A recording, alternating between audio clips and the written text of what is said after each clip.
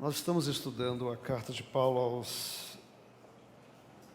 à cidade de Éfeso, pensando sobre o mundo invisível da realidade espiritual. E temos pensado sobre visões que nós temos que ter das realidades espirituais. Obrigado. Nós já vimos a respeito da esperança do nosso chamado, a certeza de que aqueles que são salvos estão seguros e estarão com Deus para sempre. Essa é a primeira verdade que a gente aprendeu. A segunda que nós aprendemos foi sobre a suprema riqueza da nossa herança nos santos. E hoje nós vamos pensar um pouco sobre a suprema grandeza do poder de Deus que opera em nós. Então, abra aí a sua Bíblia em Efésios, capítulo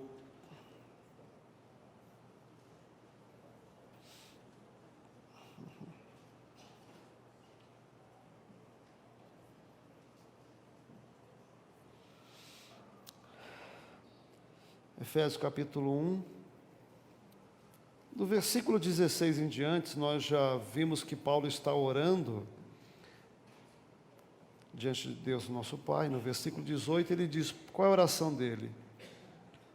Lá no versículo 17 ele diz, vos conceda espírito de sabedoria e revelação, no pleno conhecimento dele, conhecimento profundo a respeito de Deus, do que ele é e do que ele faz, porque em 18 ele diz, iluminando os vossos olhos, para saberdes. E aí a gente viu a esperança do nosso chamado, a riqueza da glória da nossa herança, e hoje vamos ver a suprema grandeza do seu poder para com os que cremos, segundo a eficácia da força do seu poder, o qual ele exerceu em Cristo, ressuscitando dentre os mortos, fazendo-o sentar à sua direita nos lugares celestiais, acima de todo principado, potestade, poder e domínio, e de todo nome que se possa referir, não só no presente século, mas também no vindouro.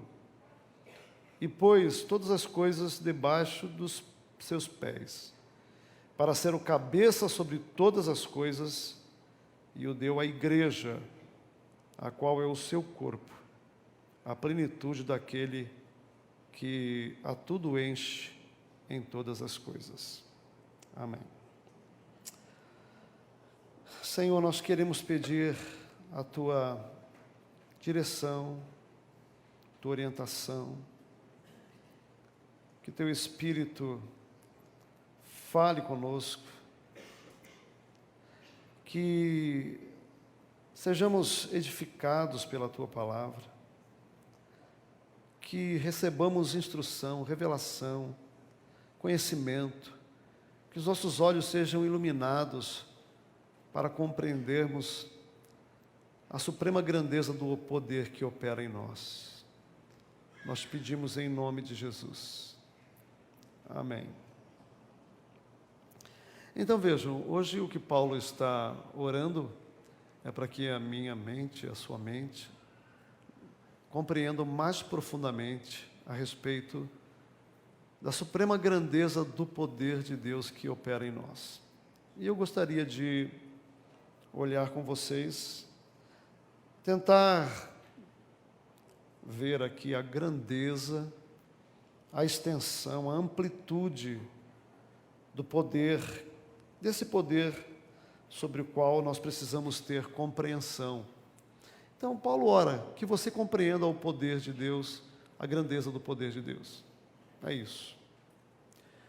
E se Paulo está orando é porque eu e você precisamos compreender a grandeza desse poder. E aí, então, vamos olhar o texto. A primeira verdade que eu destaco aqui é que esse é um poder extraordinário que está agindo em nós. A suprema grandeza do seu poder para com os que cremos, ou que está operando em nós. Esse é o sentido do texto. Bom, a gente sabe que esse poder é o poder do Espírito Santo. E a gente sabe também que em Efésios, capítulo 1, versículo 13, Paulo diz que nós somos selados com o poder do Espírito Santo quando cremos. Por isso, nós batistas não acreditamos em segunda bênção. Batismo com o Espírito Santo como uma segunda experiência. Porque, de acordo com as Escrituras, o crente é batizado no Espírito quando ele crê. No momento que você creu, não importa se você falou em língua, se você teve sensações, se você não sentiu nada, mas se você creu, você foi selado com o Espírito Santo da promessa. E então, Atos 1,8 diz: mas recebereis o poder ao descer sobre vós o Espírito. Então, a conclusão dessas premissas é essa: quem tem o poder, quem tem o Espírito Santo tem o poder de Deus. É o que a palavra de Deus nos ensina. Paulo usa no texto várias palavras, pelo menos 5 palavras diferentes para falar sobre esse poder. Hiperbalo, megatos, palavras gregas, dunamis, ischus, kratos, são palavras que significam domínio, força, poder, habilidade. A palavra megatos tem a raiz de mega, a palavra hiperbalo tem a raiz de hiper, que são superlativos. É uma tentativa de Paulo descrever a grandeza desse poder que opera em nós. Mas me parece que, para falar da grandeza desse poder, ele fala que ele fez 3 coisas, esse poder. O versículo 20 diz que ele venceu a morte. Fala que foi o poder que ressuscitou Jesus dentre os mortos. É o poder que venceu o poder da morte. No versículo 20 e 21, ele fala que é o poder que venceu todo o mal, porque ele colocou sobre os pés de Jesus, quando ele foi entronizado na ascensão, acima de todo o principado, versículo 21, potestade, poder, domínio e de todo nome. Então, esse poder é o poder que venceu a morte, esse poder é o poder que venceu o mal, e esse é o poder que tem domínio e controle sobre todas as coisas, porque o versículo 22 diz: e pôs todas as coisas debaixo dos seus pés. Então, que poder é esse que opera em nós? É o poder que venceu a morte, é o poder que venceu todo o mal, e é o poder que tem controle sobre todas as coisas no universo. Porque quando Jesus ressuscitou, Deus o colocou como cabeça do universo, tendo domínio e poder eterno sobre tudo, sobre todos, sobre as circunstâncias, e é esse o poder que habita em nós. E o propósito desse poder tem a ver exatamente porque o mundo é marcado por forças contrárias ao Evangelho. Nós temos forças malignas, diabólicas, nós temos forças circunstanciais e às vezes operadas por pessoas e agentes do mal, e temos a própria morte, que é uma força violenta que impede a obra de Deus. Paulo vai dizer aqui que nós temos que abrir a nossa mente para a realidade de que o poder de Deus está sobre nós. Então, eu quero dizer uma coisa para você.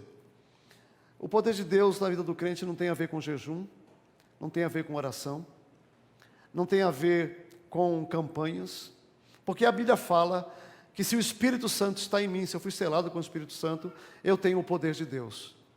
Então, ninguém tem o poder porque ora muito, porque jejua muito, não. Eu acho que algumas coisas são necessárias para você experimentar o poder de Deus. É você ter uma vida de oração, porque a oração é o instrumento através do qual o cristão se apropria de todas as coisas que ele recebeu em Cristo Jesus. Então ele não ora para obter, ele ora para se apropriar daquilo que é dele em Cristo Jesus. Ele precisa não só orar, mas ele precisa também conhecer a palavra de Deus, porque através da palavra de Deus, ele confirma ao seu coração, ele prega ao seu coração, de que o poder de Deus está sobre ele. Veja, o cristão anda pela fé, meus irmãos. O que significa andar pela fé? Significa que a maioria das vezes, aquilo que Deus fala a nosso respeito, nós não vamos sentir, nós não vamos nem ter experiências sensíveis que envolvam visão, sensação. Então a Bíblia fala que o cristão é alguém que vive pela fé. A fé é a certeza das coisas que se esperam. Eu não tenho aqui, eu espero. E é o fundamento das coisas que você não vê, mas você se apropria dela. Então a palavra de Deus é esse instrumento que o crente utiliza para dizer ao seu coração o tempo inteiro: o poder de Deus está sobre você. O poder de Deus está sobre você. Você tem que viver, se apropriar através da oração deste poder, porque este poder está sobre você. E a fé, que é um instrumento que Deus deu para todos os cristãos, todos nós temos fé. Então vejam, tudo aquilo que a gente precisa na verdade para viver sob o impacto do poder do Espírito Santo, é ser um cristão normal. A promessa é para todo crente. É todo crente. E eu quero dizer para você, Paulo fala de uma experiência, de um poder que vai além do que você precisa. Porque, pensa comigo, todos nós aqui temos lutas para vencer, medos, pecados, hábitos e algumas coisas piores, e a gente fica aí brigando contra o pecado e contra essas coisas, dizendo que a gente não tem como vencer. Meu irmão, a Bíblia fala que há um poder extraordinário, que vai além daquilo que você precisa. Ele é muito mais do que você precisa, está operando em você. Então o que você precisa é estar diante de Deus, em oração, dizendo: Senhor, eu não consigo lutar com as minhas forças. Esses dias eu estava aconselhando alguém, e essa pessoa dizendo para mim: pastor, estou cansado de lutar. Ali ele dizia: eu estava cansado de lutar contra o pecado. Pastor, eu estava cansado de lutar contra o pecado. Eu vinha lutando com as minhas forças, eu vinha lutando com tudo que eu podia e vivia caindo no mesmo pecado, semana após semana. Eu pedia perdão e pecava de novo, pedia perdão, mas agora eu estou tendo vitória sobre o pecado. E eu disse: qual é o segredo? Ele falou: o segredo é depender do poder de Deus. Esse é o segredo. Senhor, eu não consigo. Eu não consigo. Só o poder de Deus é capaz de fazer você vencer qualquer pecado. E eu quero dizer para você, Paulo dizendo: abra os teus olhos. Essa é a oração de Paulo. Abra os teus olhos, que em você, porque o Espírito Santo está em você, há muito mais poder do que você precisa para vencer qualquer pecado na sua vida. Há muito mais. Há uma irmã aqui na nossa igreja que costuma de vez em quando nos convidar para almoçar na sua casa. E algumas vezes ela faz feijoada. E ela convida alguns irmãos. Eu sei que vários irmãos aqui já foram lá, né? E meus irmãos, é uma experiência interessante almoçar na casa daquela irmã. Estou me referindo à irmã Terezinha, né? Ela convida muita gente e tal. E todas as vezes que a gente vai almoçar na casa dela, às vezes tem lá 20 pessoas, e aí a panela de feijoada que ela faz, daria para alimentar mais 5 grupos de 20. Tanto é que depois da gente almoçar, ainda ela vai pegando lá os potinhos, né? Dando para um, dando para outro, e você ainda vai comer daquela feijoada nos outros dias, porque tem muito mais do que aquilo que a gente precisa para se alimentar. Quando a Bíblia fala do poder de Deus, ela está falando dessa extravagância de Deus. O poder do Espírito Santo que habita em mim é muito maior do que as minhas necessidades.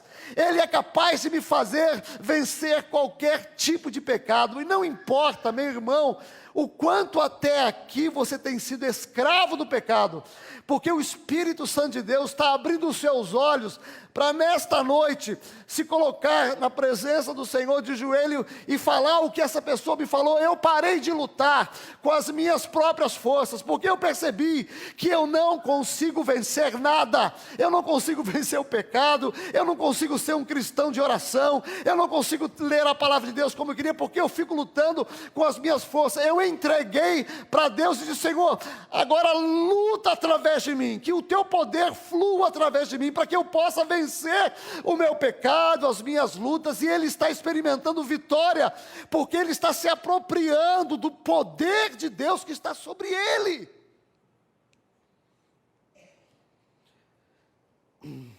Eu estava lendo e escrevi isso num dos livros que eu publiquei, que a Itaipu produz 250 mil megawatts. 250 mil megawatts de energia daria para abastecer todo o Brasil durante 2 meses. Durante 2 meses. O que ela produz num dia. Hoje, há mais ou menos 68 milhões de domicílios no Brasil.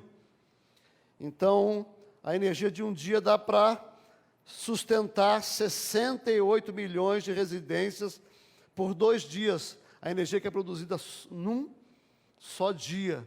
Isso para mim é uma analogia ao poder de Deus. Você não acreditar que o poder de Deus é capaz de fazer você vencer os seus pecados, é a mesma coisa que uma pessoa acreditar que 250 mil megawatts de energia não é capaz de sustentar uma casa que usa 120 watts ou 220 volts. Ou seja, a energia que corre lá nos fios para chegar na sua casa, ela tem que passar por transformadores para reduzir, até que ela possa chegar e não queimar os seus equipamentos. Você não acreditar que o poder do Espírito é suficiente para fazer você viver em vitória, ser alguém que vai proclamar a palavra de Deus, vencer o seu pecado, vencer o mal, é a mesma coisa de uma pessoa não acreditar que toda a energia que Itaipu produz, não seja capaz de sustentar a sua casa. O que Paulo está dizendo é: abra os seus olhos, porque há mais poder de Deus sobre você do que você imagina. Mas uma outra coisa que Paulo diz aqui, é que esse é um poder extraordinário, que exerce domínio e controle sobre tudo e sobre todos. Porque vejam aí, diz que esse poder que ressuscitou Jesus dentre os mortos, versículo 22, e pôs todas as coisas debaixo dos seus pés, para ser o cabeça sobre todas as coisas. O poder que ressuscitou Jesus dentre os mortos é o mesmo poder responsável pela ascensão de Jesus, como cabeça do universo. Significa o seguinte, que esse poder agora entronizou Jesus, e é o mesmo poder que Jesus utiliza para controlar todas as coisas. Esse poder que opera em nós é o poder que emana do trono de Deus e controla tudo no universo, tudo. Ele controla todas as dimensões da existência. E é interessante que a gente sabe que os grandes obstáculos para a ação de Deus é o homem, as forças do mal e o mundo organizado sob as condições da existência, inclusive a morte. Aqui, o texto diz que Jesus tem controle sobre todas as coisas. Esse poder que opera em mim é o mesmo poder que controla o mundo. É um poder que não encontra nenhuma resistência capaz de detê-lo. Eu sei que quando a gente fala aqui que Jesus está governando o universo, porque a Bíblia está nos ensinando isso, que Jesus ressuscitou e Deus o colocou como cabeça do universo, e tendo controle sobre tudo, sobre a morte, demônios, reis. A pergunta é: pastor, mas se Jesus está no controle do universo, então por que Ele permite a dor e o sofrimento? Eu vou responder essa pergunta para você hoje. Não sei.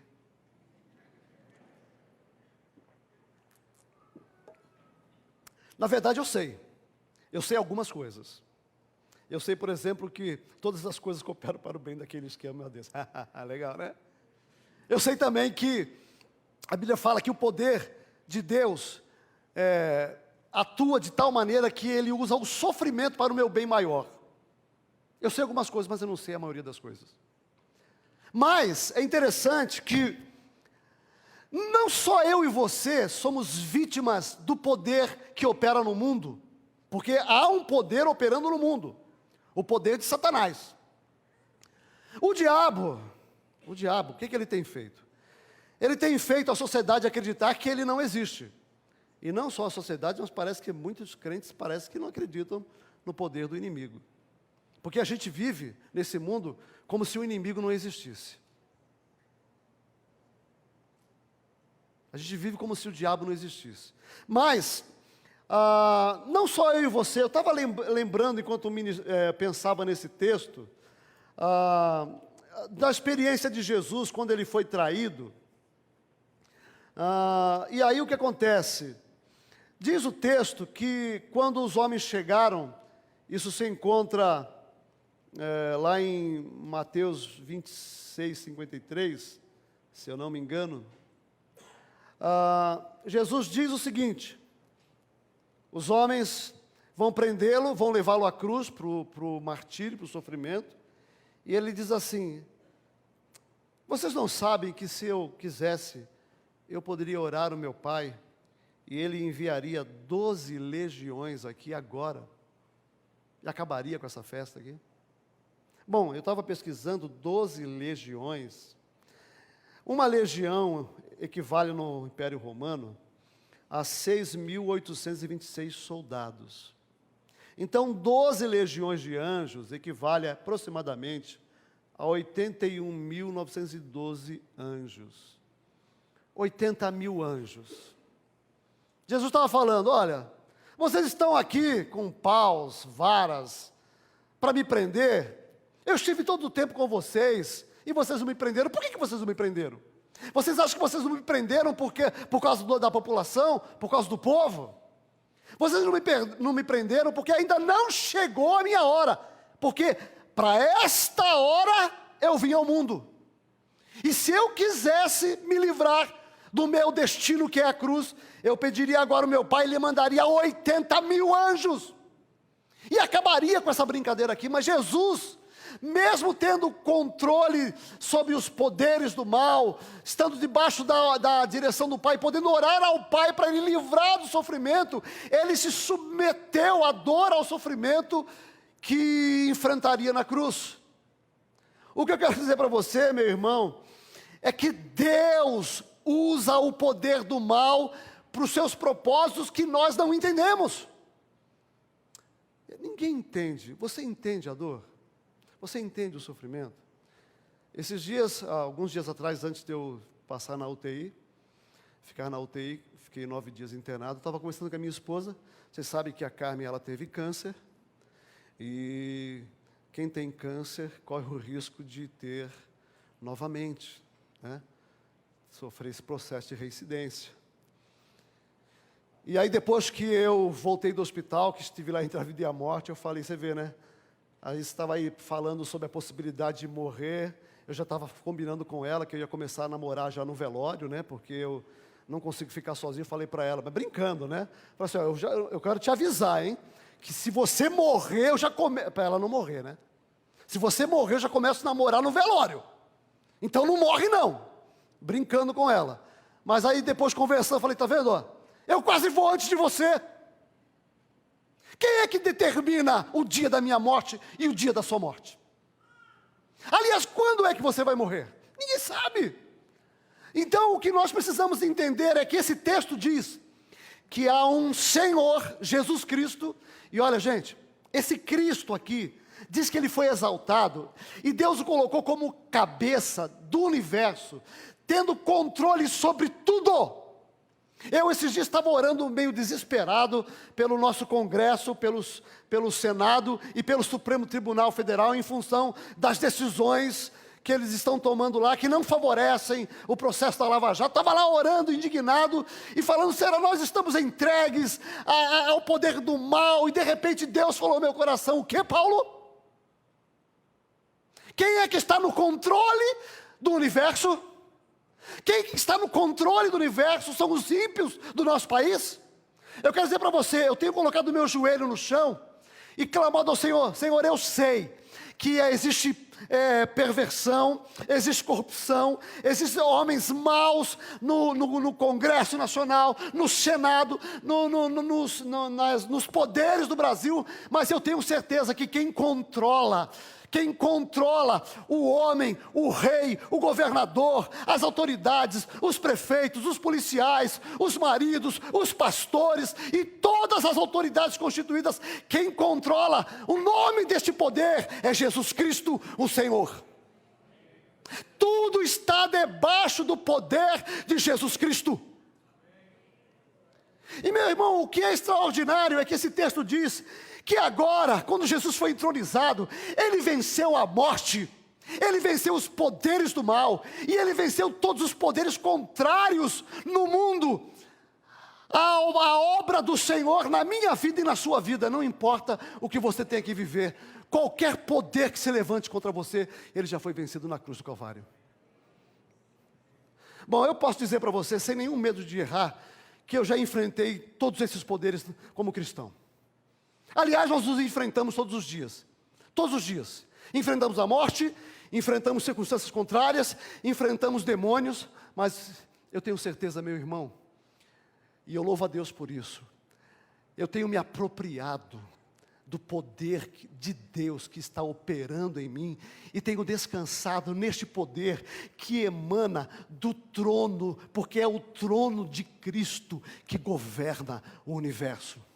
Tem coisas que acontecem na minha casa, tem coisas que acontecem na minha igreja, tem coisas que acontecem nos meus relacionamentos, tem coisas que acontecem na minha cidade, tem coisas que acontecem no meu estado, tem coisas que acontecem na minha denominação, tem coisas que acontecem no meu país e no mundo, que me irritam, que me trazem tristeza, que me trazem dor, e muitas vezes eu sou tentado a pensar que Deus abandonou este mundo, e Ele está à deriva, que não há controle de nada, que nós somos vítimas de forças casuais, mas o que esse texto me diz, meu irmão, é que Jesus tem poder sobre a morte, Jesus tem poder sobre os demônios, Jesus tem poder sobre os reis da terra, Jesus tem poder sobre as nações da terra, Jesus tem poder sobre a sua esposa, Jesus tem poder sobre o seu marido. Ele é um problema para você, seu filho é um problema para você, coloque o joelho no chão, porque quem está no governo da sua vida, da sua casa, é Jesus Cristo.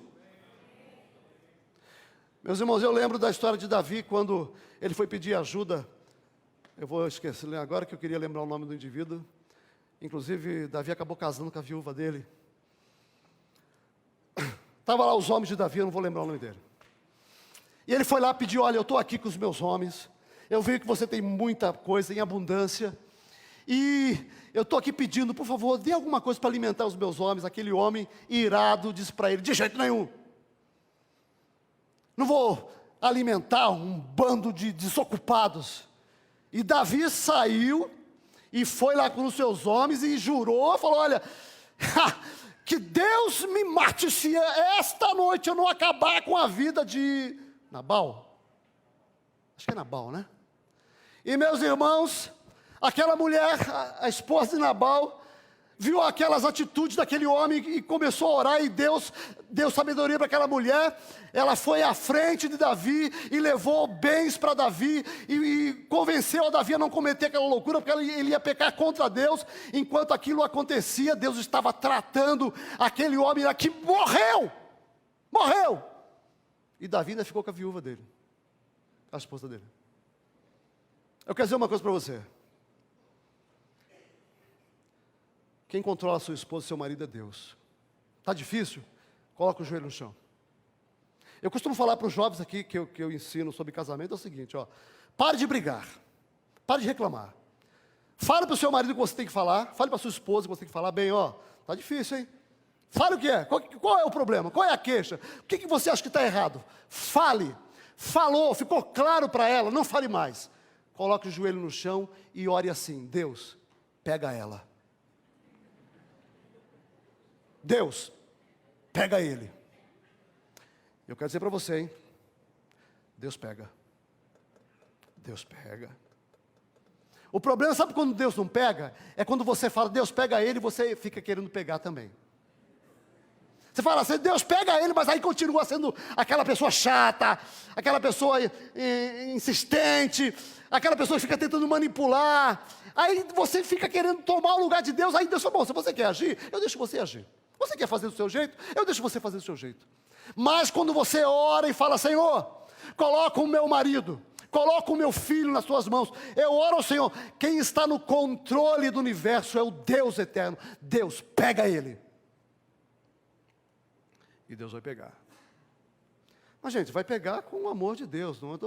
Cuidado, tá? Vai pegar com o amor de Deus. E o amor de Deus, às vezes, faz com que a gente sofra. O que Paulo está dizendo? Abra os seus olhos. Esse poder que opera em você ascendeu a Jesus no trono do universo. Diz aqui, agora Jesus é o cabeça. Veja, gente, cuidado. Nós não estamos dizendo que Jesus vai reinar. Nós estamos dizendo que Jesus já reina. Aleluia. Jesus Cristo já reina. Aleluia. Jesus Cristo já reina.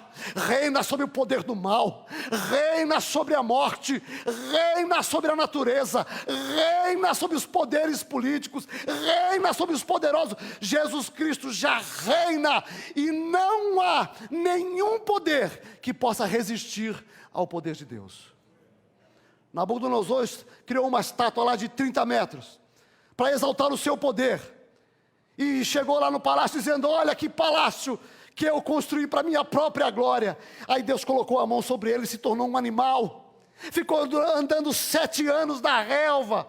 As unhas cresceram, os pelos cresceram, perdeu a consciência. E aí eu pergunto, cadê aquele rei poderoso que achava que tinha poder inclusive sobre o dono, o Senhor do universo? O Senhor do universo apenas olhou para ele e acabou, se desmantelou. Porque quem controla o universo é Deus. E esse texto, meu querido, ele fala, abra os seus olhos. Abra os seus olhos. Porque há um poder. Se Deus quiser, Ele pode apenas olhar para você e os seus problemas seriam resolvidos. Não há limite para a ação de Deus. Doença, desemprego, enfermidade, morte, poderes, pessoas. Quem é que pode resistir à ação e ao poder de Deus? Quem é que pode? Ninguém pode resistir à ação e ao poder de Deus. Basta Deus olhar para você e o problema está resolvido. Se Ele está permitindo, amando você, tendo poder para resolver, e Ele ainda permite que você esteja sofrendo, meu irmão, é porque Deus tem um plano muito maior do que aquele que você pode enxergar. Muito maior daquele que você pode enxergar. E eu tenho pedido a Deus, Senhor, me dá graça para enxergar a manifestação do Teu poder, mesmo quando eu não entendo. Esses dias nós estávamos tendo uma visita de oração aqui na igreja, e foi pedido para compartilhar as bênçãos de Deus. E eu compartilhei as minhas, né? As bênçãos que eu compartilhei foi a seguinte, meus irmãos, está aqui as minhas bênçãos. Eu estou vivendo um período que eu oro, tenho certeza que as coisas pelas quais eu oro são as coisas que Deus deveria fazer, e Deus não responde à minha oração. Mas que bênção é essa, pastor? É bênção, porque orando nessa crise, Deus falou no meu coração, que eu já compartilhei com vocês. Paulo, se você conhecesse o que eu conheço, você não pediria o que você pede. Se você conhecesse o que eu conheço, você não ficaria emburrado com a minha maneira de agir. Se você soubesse o que eu sei, você pararia de reclamar e daria mais graças a Deus por tudo. Esse texto diz, abra os seus olhos, não perca a esperança. Meu irmão, eu estou lendo o livro de Atos na minha leitura anual, eu já estou no livro de Atos. Eu estou impressionado com o apóstolo Paulo. Estou impressionado. Apóstolo Paulo, logo que se converteu, ele foi expulso de Damasco, já começou a perseguição ali, começou a pregar o evangelho, já começou a perseguição. Foi para Jerusalém, foi expulso de Jerusalém, porque estavam armando uma cilada contra ele. Em Listra, ele foi apedrejado. Em Efésios, ele foi açoitado. E em todas as cidades por onde ele passou, é só você lembrar do carcereiro de Filipos, preso, açoitado. Em Jerusalém, enquanto estava lá no processo de julgamento, foi açoitado. Em Jerusalém, quando ele estava lá pregando o evangelho no templo, uma pessoa inocente, pegaram ele e começaram a linchar. Imagina que uma pessoa saiu para buscar o destacamento militar da região. Eu não sei quanto tempo que ele gastou, se foi 10 minutos, 15 minutos, meia hora, mas a verdade é que enquanto eles foram chamar o destacamento para vir libertar Paulo, Paulo estava sendo lixado pela turba. Lixado. Paulo diz assim, olha, eu não sei o que vai ser da minha vida, mas uma coisa eu sei, o Espírito Santo tem me falado que de cidade em cidade o que me aguarda são prisões, são cadeias, são sofrimentos, são açoites. Mas aí o que ele diz lá em Filipenses? Ele diz assim, meus irmãos, tudo posso naquele que me fortalece. Eu posso enfrentar a morte, eu posso enfrentar açoites, eu posso enfrentar tribulação, eu posso enfrentar doenças, eu posso enfrentar fome, eu não me desanimo, eu não me abato, sabe por quê? Porque a palavra de Deus diz que eu fui destinado para glorificar o nome do Senhor Jesus neste mundo, e se maltrataram o meu Senhor, se cuspiram no meu Senhor, se humilharam o meu Senhor, se o meu Senhor não tinha onde reclinar a cabeça, se o meu Senhor foi crucificado injustamente, se maltrataram, cuspiram, humilharam o meu Senhor, quem sou eu para reclamar da minha leve e momentânea tribulação? Quem sou eu? Tudo posso naquele que me fortalece. Paulo ora, Deus abre os olhos do seu povo. Abre os olhos do teu povo, para que eles enxerguem que quem está no domínio do universo se chama Jesus Cristo o Senhor. Mas por último, meus queridos,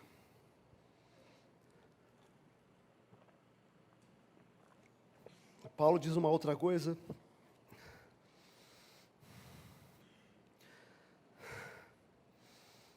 Estou fora de forma. Você para de correr, para de fazer atividade física, eu não posso fazer, eu estou todo machucado. Essa é uma das coisas que eu tenho que colocar diante de Deus, né? Fiz atividade física a vida inteira, hoje eu não posso correr, não posso fazer, porque eu estou todo machucado, já tentei resolver isso no médico, não tem como resolver, eu volto a treinar, volto a doer, volto a inflamar, estou com inflamação no quadril, inflamação nos ombros. Glória a Deus. Glória a Deus. Bichado.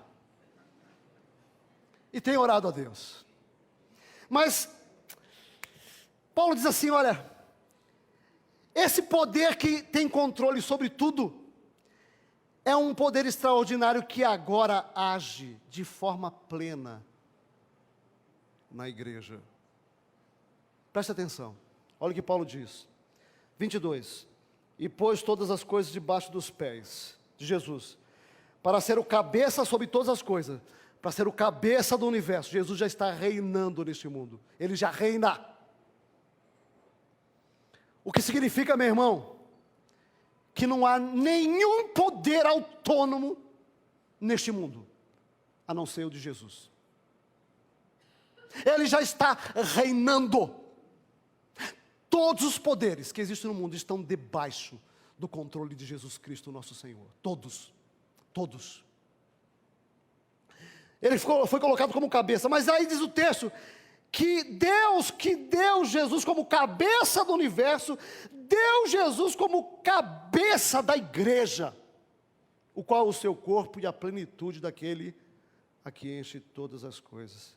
Esse texto é um texto extraordinário porque diz que a igreja é a plenitude de Jesus Cristo. Aquele que é o cabeça do universo é o cabeça da igreja. Isso, esse poder extraordinário, está agindo sob a perspectiva dos propósitos de Deus para a igreja. Porque, veja bem, eu estava pensando, vamos imaginar que um político de Maringá tenha chegado à presidência da República, imagine isso, e que ele pudesse, por alguma brecha da lei, ser tanto o presidente do Brasil, como o prefeito de Maringá. Imagine isso. Bom, o que ia acontecer é que esse presidente, por causa do seu poder, ia liberar enormes recursos, não que os políticos façam isso, mas ele iria liberar enormes recursos para Maringá, correto? Ele é presidente da República, os deputados fazem isso. Os deputados que representam a sua cidade, eles vão lá, ficam brigando pela sua cidade, pelo seu estado, eles fazem isso. Agora imagina alguém que pudesse ao mesmo tempo ser presidente e prefeito de Maringá. O que ele poderia fazer pela cidade, porque ele tem o controle. Esse texto diz, meus irmãos, fazendo uma analogia pobre, paupérrima, a respeito disso, esse texto diz que aquele que foi colocado como cabeça do universo, e que tem todo o poder do universo, é aquele que também é o cabeça da igreja, ou seja, ele controla a igreja. Agora, a diferença entre os políticos e Jesus é que os políticos beneficiam suas cidades para o bem das cidades. Jesus beneficia a igreja para o bem do mundo. Jesus está governando o mundo através da igreja. O papel da igreja é fundamental no processo da obra de Deus na restauração do universo. Jesus é o cabeça da igreja. Jesus é o Senhor da igreja. E esse que tem controle sobre a minha vida, sobre a sua vida, ele tem todo o poder nas suas mãos. Ele governa o universo sob a perspectiva do propósito dele para a igreja. Sabe o que significa? Ninguém pode deter a obra de Deus através da igreja. Demônios, pessoas, condições econômicas, frieza espiritual, nada pode deter o poder de Deus através da igreja. Jesus é o cabeça da igreja. E isso me ensina uma coisa, meus irmãos. Cristão que leva Deus a sério, ele tem que ter 3 compromissos fundamentais. E eu vou dizer para você que não há espiritualidade sem esses 3 compromissos. Não há. Quais são eles, pastor? Primeiro, gente espiritual é gente que ora, estuda, medita, decora, reflete, obedece à palavra de Deus. Crentes espirituais amam a palavra de Deus. Meu irmão, eu costumo dizer o seguinte, eu vou ser bastante sincero com você. A minha experiência cristã, eu tenho mais dúvidas do que certezas. Eu tenho muitas dúvidas, muitas. E eu nem falo aqui porque eu não quero colocar minhoca na sua cabeça. Muitas dúvidas. Muitas dúvidas. O problema é que apesar de eu ter muitas dúvidas, eu tenho poucas certezas. Mas as poucas certezas que eu tenho, elas regem a minha vida. Por exemplo, eu não entendo o mal. Alguém entende o mal? Eu não entendo o mal. Mas eu sei 2 coisas sobre Deus. Eu tenho certeza dessas 2 coisas. Primeiro, Deus tem todo o poder e Deus é amor. Aquele que tem todo o poder e que tem todo o amor e permite que eu passe pelo que eu passo, eu tenho que descansar nele. Porque ele não é só poder, ele é amor e ele usa o poder para cuidar de mim. Então, eu tenho muitas dúvidas, mas eu tenho algumas certezas que dominam a minha vida. E quando eu estou em dúvida, e eu tenho muitas dúvidas, e quando eu estou em crise, e eu tenho muitas crises, eu tenho muitas crises. Esses dias, não me deixem esquecer que eu estou falando sobre 3 coisas que o crente precisa, porque não está anotado aqui, senão eu vou viajar aqui, não vou voltar nunca mais para essa história. Esses dias eu estava vendo a história do pastor que se matou nos Estados Unidos, suicídio. Aí um pastor do Rio Grande postou na sua página social, comentando sobre o suicídio desse pastor de uma mega igreja nos Estados Unidos, e ele dizendo, eu quero dizer para vocês, no Facebook, que pastorear a igreja tem sido para mim a mais desgastante, a mais terrível, e a pior experiência de angústia da minha vida. Alguns dias depois ele se suicidou. Eu tenho muitas crises também. Já tive depressão. Já tive síndrome do pânico. Já tive crise de ansiedade. Já tomei remédio. Hoje, graças a Deus, não tenho tomado remédio nenhum. Mas já tomei durante 10 anos. Mas uma coisa nessa minha caminhada que tem me ajudado, é nos meus momentos de crise, eu voltar para a palavra, porque veja só, não é o que, de fato, a minha capacidade de compreender as Escrituras, não. É a minha leitura simples, para algumas verdades simples da palavra de Deus, que eu tenho que dizer ao meu coração. Por exemplo, no momento de provação, de angústia, de dor, eu digo ao meu coração: Paulo, não tenha medo, Paulo, não fique triste, Paulo, Deus te ama, Paulo, Deus está no controle, você não vai morrer, a não ser que Deus queira, você não vai passar dificuldade na sua velhice, porque Deus estará com você, Paulo, eu sustento você, Paulo, essas crises, eu estou no controle, e aí eu digo o que a palavra de Deus diz ao meu respeito, e aí termino louvando, bendizendo, glorificando a Deus, porque Ele está entronizado num alto e sublime trono, e reinando sobre tudo e sobre todos. O que eu estava falando mesmo? Alzheimer eu não falei, né? Eu também devo estar com Alzheimer. Brincadeira, não estou não. Segunda coisa. Primeiro, palavra de Deus. Segundo, oração. Irmão, você tem que orar. Não é um meio para ser poderoso, é um meio para ter comunhão com Deus, e tendo comunhão com Deus, você se apropriar da vida que Jesus prometeu. É oração. Oração é o instrumento de Deus que dá aos cristãos para eles se apropriarem daquilo que é deles em Jesus. Então a gente ora por nós, oramos pela família, oramos pelo país, oramos pelas nações, oração. Eu vou afirmar para você, não existe espiritualidade sem oração. Não existe. Se você pensa que você é um crente maduro, uma pessoa madura, mas você não tem uma vida de oração diária e regular, meu irmão, você está longe do que a Bíblia chama de espiritualidade comum. Não estou falando de espiritualidade especial, é comum.